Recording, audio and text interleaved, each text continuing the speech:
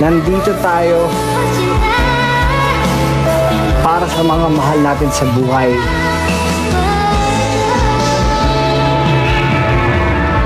Kahit ganong kahirap ang buhay dito,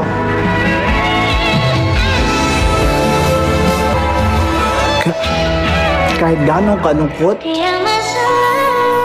titiisin natin yon para lang mapaligaya natin yung mga mahal natin sa buhay. Sa bawat patak ng pawis natin, ng luha natin,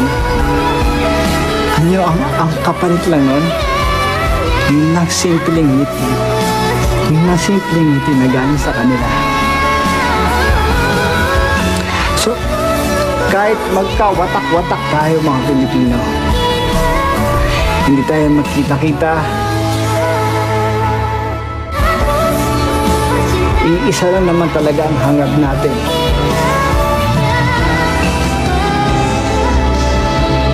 Ay maging buo ang pamilya natin. At siyempre para matupad yun, kailangan tayong tumayo pagkatapos natin madapa para matupad natin yung mga pangarap nila. May kasabihan nga ang Pilipino, kahit saan mong lugar dalhin sa buong mundo,